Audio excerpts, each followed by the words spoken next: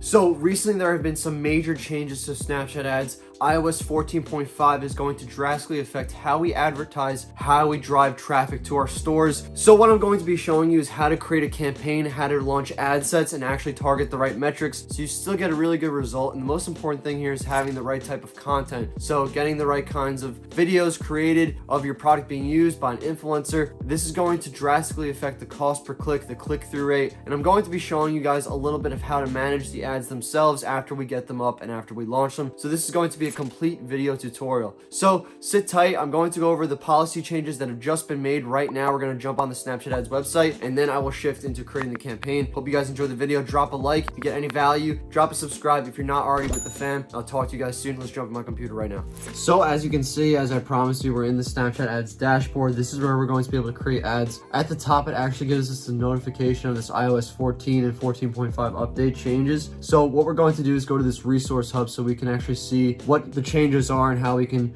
effectively move around what's going on. And just a couple of the Snap and the iOS 14 updates. So basically you're going to provide information about an app's data collection practices on their product page. With the iOS 14 update, you will have to ask users for their permission to track them across the apps and across the websites owned by their company. So now they're going to have to opt in or opt out. And also we need to respect the privacy preferences of the users while measuring campaigns. So for users who opt out of tracking, advertisers will need to track advertising conversions with privacy-centric solutions, such as Apple's Ecom Adz network. So these are just a couple things. I want to come down, go back here and preparing for iOS 14. So now what we're going to do, right, there's Apple's update. So the apps must use Apple's permission systems for users to opt in. And also Snapchat stance, Snapchat plans to show the tracking prompt to users and continue to collect identifiers such as IDFA for opt-in events on iOS 14. So here are the impacts on campaign measurement and reporting. You do not need to make any changes to the configuration of your Snap Pixel, and the Snap Pixel will automatically account for ATT by default. So basically what's going to happen, it's going to learn who is buying or converting or clicking whatever opt-in that you have faster. So it's going to convert a lot. Hopefully it starts to learn the user's information a lot more, especially if they do opt in, because remember, with Apple's changes, you're gonna have to opt in for them to collect the data from you. So that means that there's gonna be a pocket of people who are still letting them track the data, and this is how we can really optimize and build off of the existing data. So when we're creating our campaign, maybe what we'll do is create lookalikes and work off of people who have viewed 95% of the video or 75% of the video, or people who have added to cart or initiated checkout, and let the pixel leverage more of the data. So that's a strategy that we're going to be implementing when we go to run the campaign. What I'm gonna do is just hop back into Snapchat Ads Manager to show you exactly what I'm talking about. So this is the main dashboard. This is where we can create ads. We can also manage our ads, but for this example, we're going to create ads, okay? Once we're creating ads, Advanced Create, because Advanced Create lets us use all the features and optimize all the metrics. And what we're going to click is website conversions. And in order to do this, you're gonna have to set up your pixel. So all you would do is take this code that's right here,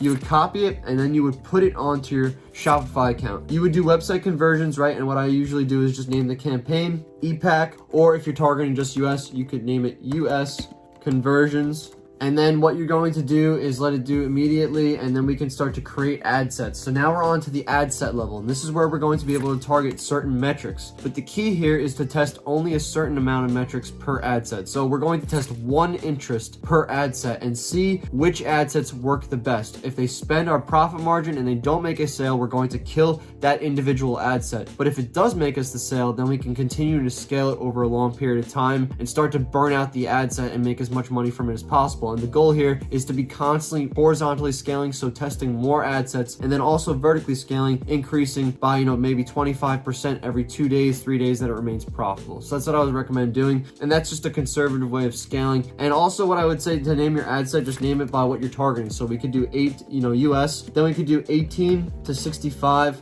and then you just put your interest after this, okay? So now what we're going to do is come down. It has United States already selected. We could change the age to 18. A lot of 13-year-olds, 14-year-olds might not have money, but you could target that demographic and test as well. I just like to do 18 and then 50 plus. Then we're gonna do all for genders, and also for languages, we're going to choose English because it accounts for our video ad. If our video ad is in a certain language, you wanna make sure that's, across all different parts of your store, the ad copy and the text that's in the video itself. So just target English English people. If you're doing United States or Australia or Canada or UK, you can do English. And then we can start to target the interest here. So this could be a demographic or it could be a predefined audience. So we're going to check off expand audiences automatically because it'll start to show it to other people that we're not completely sure about. We want to test one thing at a time and try to minimize as many variables. You can test that eventually, but I would just say for this purpose, test with expand interest off, and then I would just try testing one interest. So let's say for this example, we were selling a fitness related product. What we would do, we come down to lifestyle, okay, and then you can start to see that these are tons of different interests, and you can find fitness enthusiasts. So let's just say we wanted to do running enthusiasts, okay? So that's our one interest for this one ad set. And what I want to do now is name it so that we know that this ad set is for running enthusiasts. So if it starts to work, we can start to split test running enthusiasts with working metrics like the best performing age or the best performing placement or the best performing manual bidding strategy, okay? So we're going to start to test all these different things eventually, and you'll have plenty of things to test. It's not like you can just run out. There's a lot of things that you can test, and it's going to take you a long time to build data and start to build your custom audiences up. So this is one ad set. So what you would do now, you would duplicate this ad set, okay? And then you would go back in and you would change the name of this to a different interest. So we could do, let's say, yoga enthusiasts, right? And you would come down like we did before right here. You would get rid of this interest. You would come and you would do yoga enthusiasts. So now we have another ad set with another interest. Now, what I would recommend doing is testing 5 to 10 ad sets. Now, out of these 5 to 10, if you test 10, usually I'll get 2 to 3 to actually work. But this is only if your video creative is super high quality. So you're probably wondering, well, how am I going to get a really high quality video of this product? I can't just steal another company's. Well, what you can do is order the product, send it to an influencer, have them make content, send you that video footage back. Then you can outsource to a video editor on Fiverr, or you could use viral Ecom Adz, which is what I use. It's super easy for making high quality ads for Snapchat, which is 9:16 sizing, or Instagram, which is just 1:1, a square. So they're really good at optimizing, and also if you send them footage, they can probably make a really good edit with text overlays, with your logo, with music, or you can use InShot. There's a lot of different options, but if you're looking just to outsource it, viral Ecom Adz is by far one of the best services that you can use for that. So that's how we're going to be launching and scaling these ads. Now, once you come down here, you can also see we can select the budget. So for each ad set, how much do we want to spend on each ad set per day? So what I would recommend doing is $10 per day per ad set. So $10 for this ad set, we come back over here and we change this one to 10 too. So now both of these, each one is running at $10. So we're going to be spending $20 in one day because we have 2 ad sets that are each spending 10. So if you did 10 ad sets, each spending 10, you'd be spending $100 per day. So just keep this in mind. You don't want to spend too much too quickly. I would recommend maybe if you're new to this, starting out with just 5 ad sets and then being able to judge the metrics. So this is the next section of this video that I'm going to be discussing how we're going to be scaling our ads. And this is where the iOS 14.5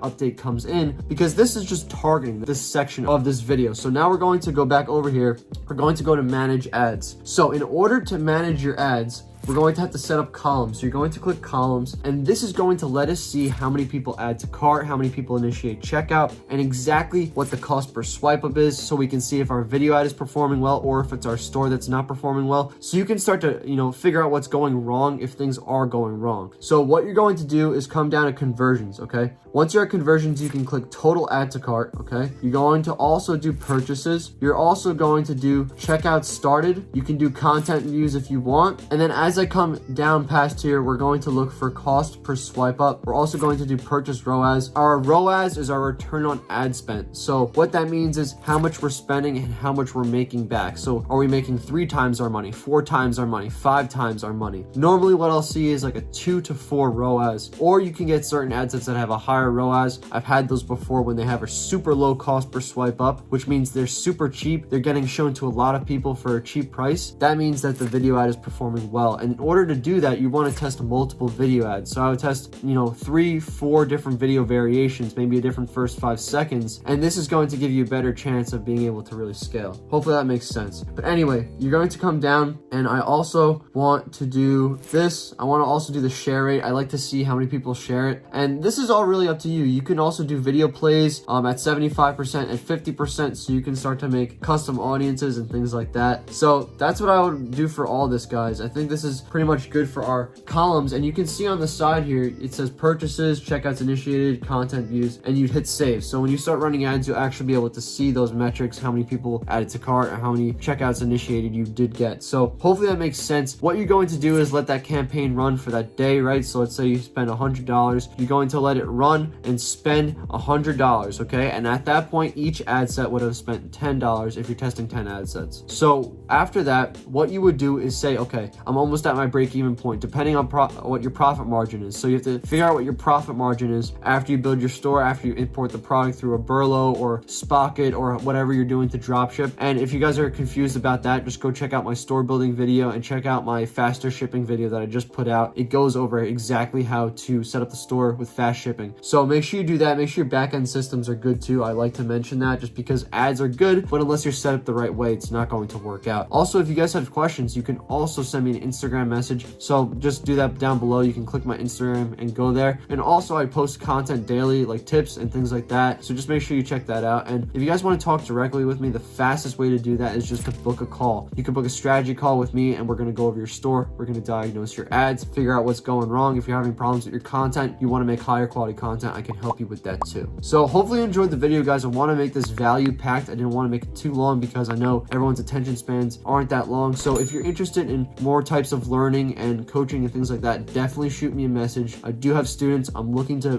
get more testimonials, bring on more people to my team, and really grow everyone as a brand larger. So I can do it with your help. So make sure you reach out to me. I'll talk to you very soon. Peace.